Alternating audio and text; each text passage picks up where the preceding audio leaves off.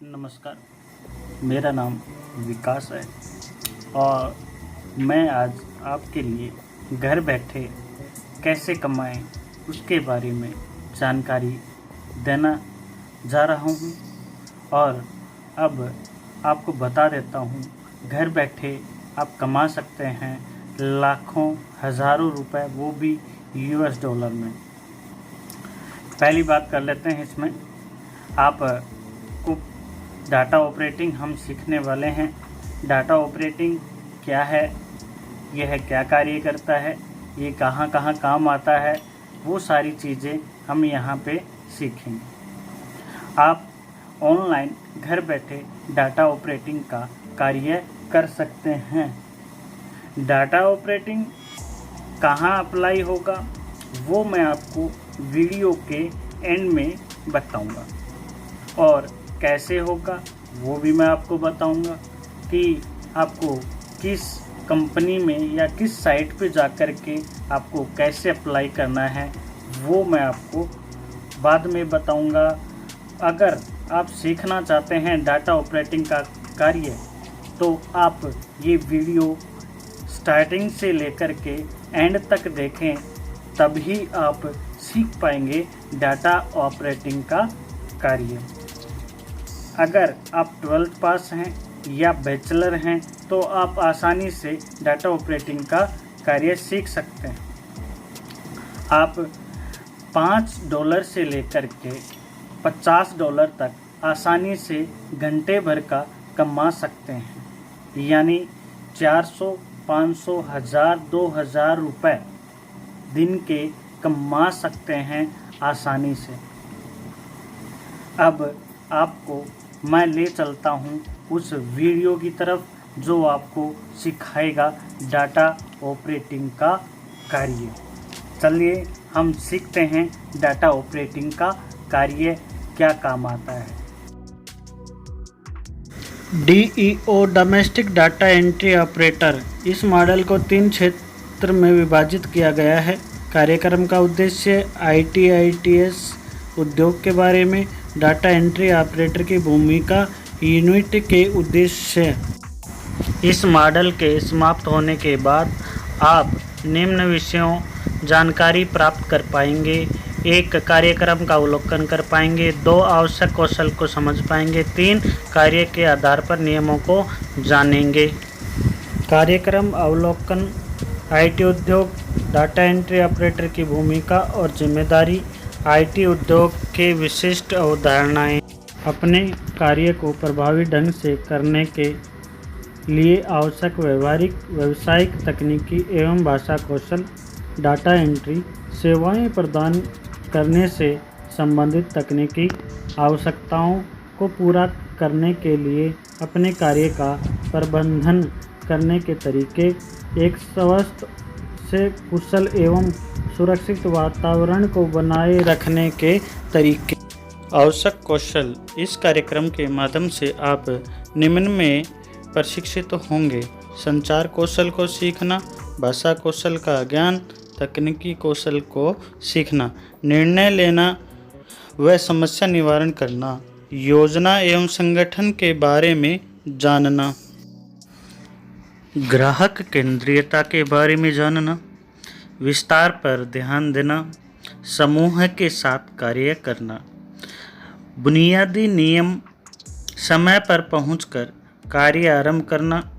सभी प्रतिभागियों से अपेक्षा की जाती है कि वह वर्कशॉप में हो रही सभी गतिविधियों में भाग लें। प्रतिभागियों के मोबाइल को कक्षा के अंदर हमेशा बंद रहना चाहिए व साइलेंट मोड पर होना चाहिए। प्रतिभागियों को समय सीमा का पालन करना चाहिए। यदि प्रतिभागियों को ब्रेक 15 मिनट का मिलता है तो 15 मिनट पूर्ण होने से पहले कक्षा में होना चाहिए। सभी संदेहों को प्रशिक्षक के सामने उठाया जाना चाहिए। प्रतिभागियों को आपस में बात नहीं करनी चाहिए। सक्रिय रूप से सुनना चाहिए। जब दूसरे आपस में बात कर रहे हों तो उनका सम्मान करना चाहिए। यदि आपको कुछ समझ नहीं आ रहा हो तो प्रशिक्षक से पूछ लेना चाहिए। आईटीएस उद्योग सूचना प्रौद्योगिकी आईटी कंप्यूटर और दूरसंचार का अनुप्रयोग है जिसका प्रयोग डाटा को स्टोर करने, पुनः प्राप्त करने और बदलाव करने के लिए होता है। आईटीएस उद्योग में शामिल है। आईटी कंपनियों में लोग आईटी सेवाओं, प्रौद्योगिकी आधारित परामर्श, प्रौद्योगिकी विकास, सिस्टम विश्लेषण, प्रोग्रामिंग, सिस्टम प्रशिक्षण और प्रौद्योगिकी बिक्री आदि से जुड़े होते हैं।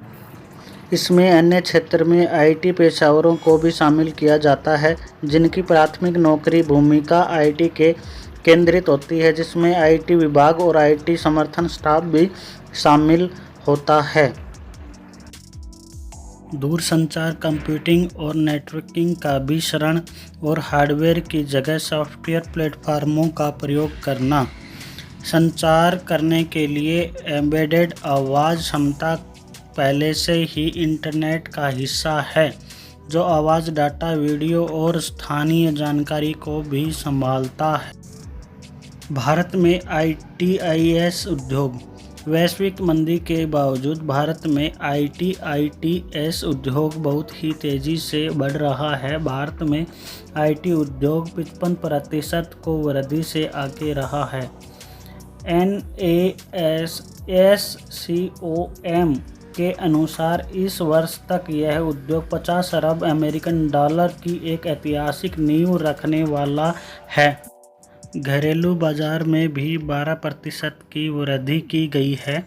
2015 तक भारत ऑफशोर इन उद्योग में संभावित रूप से 118 मिलियन डॉलर की अनुमानित कमाई करेगा। वर्तमान में इस उद्योग में लगभग 10 लाख लोगों को प्रत्यक्ष तथा 25 लाख लोगों को अप्रत्यक्ष रूप से रोजगार प्रदान किया है। इन NASSCOM के अनुसार अगले वर्ष 1.5 लाख नौकरियां बढ़ने की उम्मीद है। वर्तमान उद्योग में आईटी का ट्रेंड। इस उद्योग के वर्तमान में ट्रेंड है मोबाइल उपकरण। 2014 तक यह भविष्यवाणी की गई थी कि मोबाइल का उपयोग परंपरागत रूप से एक डेस्कटॉप के उपयोग से अधिक हो जाएगा।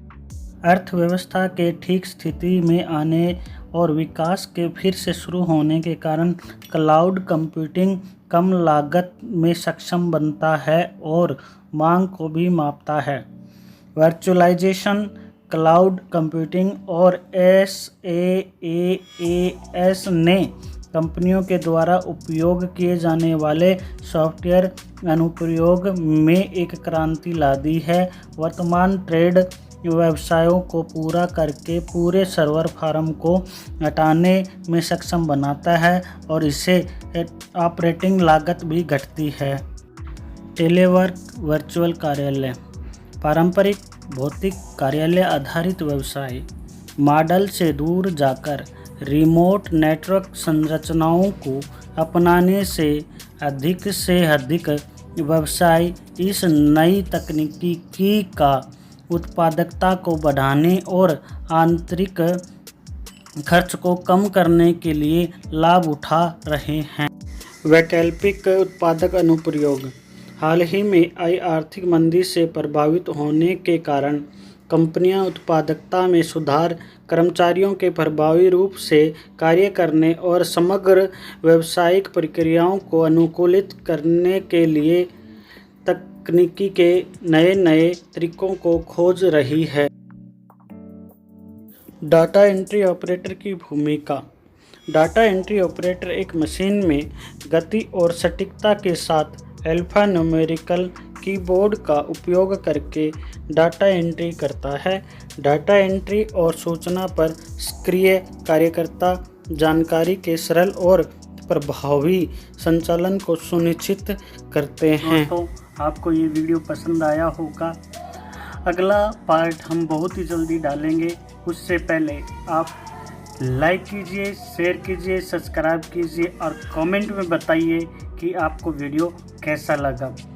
जय हिंद, जय भारत।